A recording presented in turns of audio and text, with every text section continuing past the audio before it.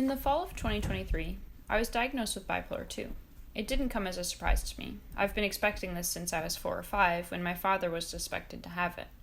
I have always seen myself in him, and despite not being symptomatic at all until my very late teenage years, I've always known something in me wasn't right. Still, when the psychiatrist, whose eyes were like big soulful almonds that never broke eye contact with yours, explained that he wanted to look closer at a potential diagnosis for bipolar, my heart sank. My lifelong suspicions were turned from theory to concrete. It felt like I'd finally reached the end of my tether, that I could no longer run away from this or hope it wasn't true. Only a couple weeks passed before I was handed the official diagnosis paperwork. There, under the diagnoses section, was a dated list of my mental health story: major depression, generalized anxiety, insomnia, and way at the bottom of the list, bipolar 2. The symptoms that led up to the final diagnoses had shown themselves quietly at first for months, 2022. My senior year of high school was a very complicated and stressful point in my life, which I'm not ready to go into detail about quite yet, and isn't incredibly relevant to my Therianthropy anyways. Notably, I had not noticed many strong symptoms of bipolar specifically during high school. I had originally gone to see a primary care doctor for depressive tendencies, something I had not been able to do yet in my life as my family growing up was opposed to modern medicine. I had explained to her that my father had suspected bipolar disorder, but she didn't seem too concerned and started me on a common SSRI for depression. For those of you who don't know, SSRI medications such as sertraline are some of the first past medications doctors and psychiatrists use to combat depression and anxiety. They can be incredibly useful for individuals who experience low moods and work, in short, by raising happy chemical levels in your brain. However, for individuals who struggle with a flip-flop between high and low moods, it can send high mood episodes through the roof and trigger dormant manic symptoms. This, unfortunately, was the case for me. Recovery was slow, and ultimately caused me to drop out of both of my semesters at my dream school and lose my scholarship in 2023 and 2024. Throughout this mental health journey, Therianthropy was greatly entwined. I wanted to touch carefully on how I see the connections between my illness and my beliefs. It's an important disclaimer to my audience that I am not a mental health professional and I do not claim to be. This is purely my experience and thought processes, and everything I say should be taken with a grain of salt. I also would like to strongly discourage any of my audience members from romanticizing mental health struggles and disorders. My aim is not to make bipolar disorder or Therianthropy sound enticing or cool. Finally, I do not know if my Therianthropy is or is not related to my bipolar disorder. I wanted to publish my experiences as a type of documentation in hopes to raise awareness on the potential relations.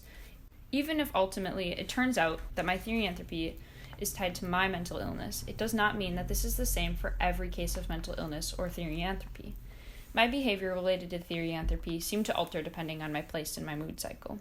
For example, during depressive episodes, I acted very differently than in my calm or manic states. I was sluggish, unmotivated, and sometimes greatly apathetic. I felt little to no connection to nature, or anything at all in general. I did not experience any clear shifts, either spiritually or mentally, and frequently stayed indoors. During my hypomanic episodes, I saw a strong and clear differences in my behaviors. In almost every mania experience of mine, I have very strong desires to run away from my current place of staying. Sometimes I would attempt to book flights or convince people to take me across the country to see oceans and mountains, to take me far away from wherever I was. I wanted so badly to sleep outside, without knowing exactly why. I want to be in the woods, away from people. It felt both exciting and scary to me. I remember, even at night, running barefoot as fast as I could through the forest, instinctually hopping over dark outlines of fallen trees and ducking below sagging branches.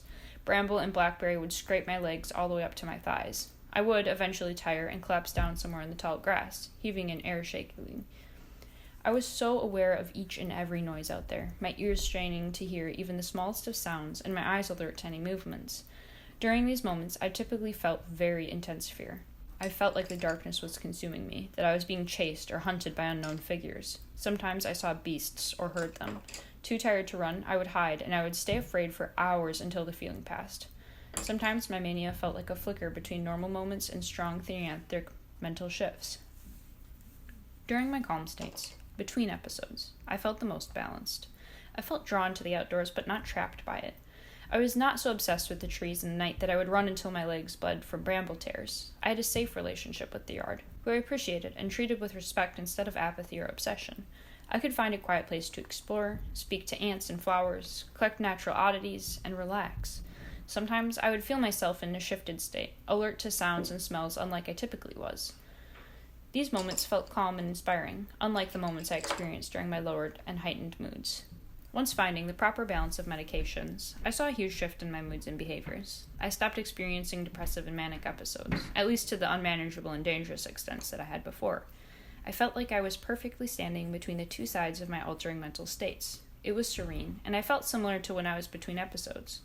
Calm, inspired, drawn but not tortured by nature.